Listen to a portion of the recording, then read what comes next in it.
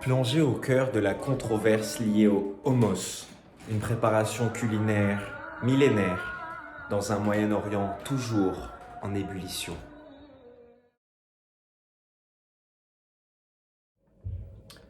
Aujourd'hui, je vous montre comment préparer le plus véritable, le plus authentique, le plus doux, le plus délicieux des hummus.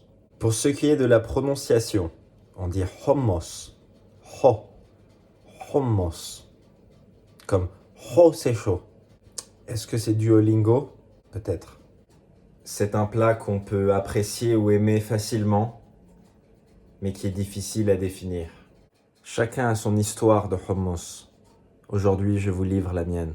Pour ce faire, nous avons besoin de 250 g de pois chiches que j'ai mis à tremper hier, bicarbonate de soude, à peu près une petite cuillère à café, tahina, 270 g.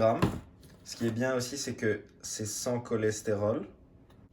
4 cuillères à soupe de jus de citron. Moi, je vais prendre une seule gousse d'ail, mais vous pouvez en mettre plus. Un blender, préférablement un mixeur, mais un blender, ça fait l'affaire. Première étape, on rince les pois chiches qu'on a laissé tremper. Deuxième étape, à feu fort, je fais revenir mes pois chiches avec de la bicarbonate de soude. Pendant 3 minutes environ. Cela permettra de réduire le temps de cuisson des pois chiches et d'un peu dissoudre la peau, qui rend le hummus un peu moins onctueux, ce qu'on n'aime pas.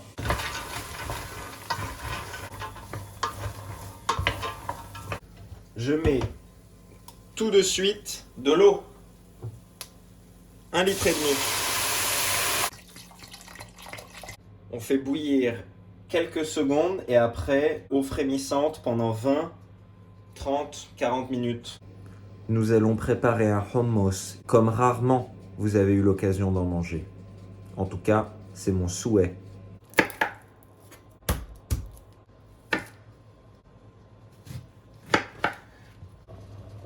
L'eau arrive bientôt à ébullition. Je réduis jusqu'à avoir de l'eau frémissante. C'est l'heure du test. Je vérifie que mes petits pois chiches s'écrasent, ne soient pas complètement de la purée. Là, ça a besoin d'encore un peu de cuisson. Je vérifie à nouveau la cuisson de mes pois chiches. Ça me semble pas mal là. Ça fait 30 minutes. Je les sors. J'égoutte mes pois chiches. Et je vois que j'ai déjà pas mal de peau qui est partie, mais je vais en enlever le maximum. Donc ce que je vais faire, c'est remettre les pois chiches dans ce pot.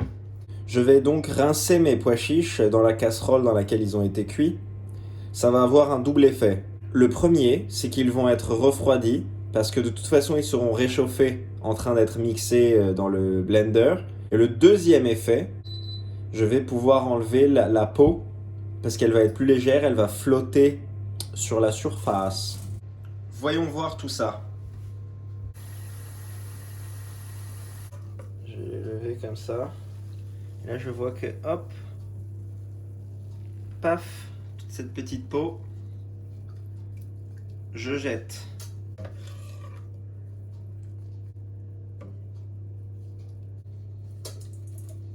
La peau, elle ne permet pas d'avoir un hummus très crémeux. Au contraire, il faut l'enlever à tout prix, quoi qu'il en coûte, comme dirait Macron. Ça rappelle à mon souvenir les chasses aux papillons dans les champs de blé. Chose que je n'ai jamais faite. Après un long moment, on voit qu'on a enlevé pas mal de peau, mais qu'il en reste sur certains pois chiches, même s'ils ont un aspect un peu plus brillant et agréable.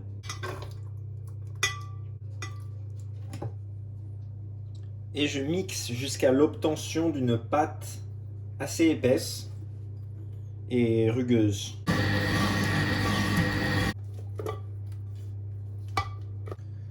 Une fois qu'on a atteint cette jolie pâte, c'est l'heure de mettre nos ingrédients. Donc, en termes de tahini, moi je mets un grand verre comme ça. Je vais mettre la moitié d'abord et après je mettrai plus peut-être. Hop. Du jus de citron, de l'ail et du sel.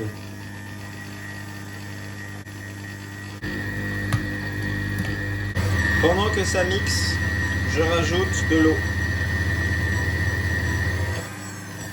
De l'eau très froide pour contrôler la température. On goûte, vite fait. Je dirais que ça manque un peu de tahini et de sel, donc je rajoute un peu. Et je rajoute mon ingrédient secret, une goutte infinitésimale d'huile d'olive.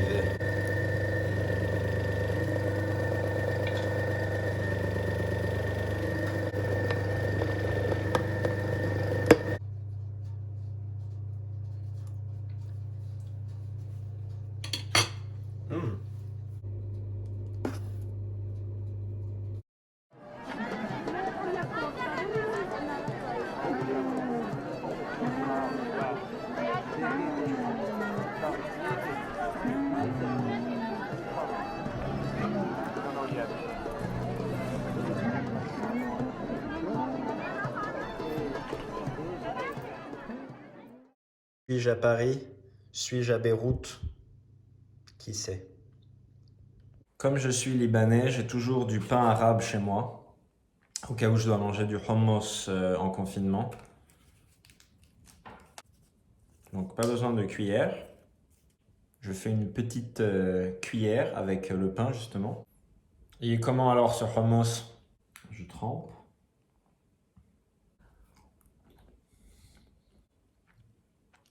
Et comme ça.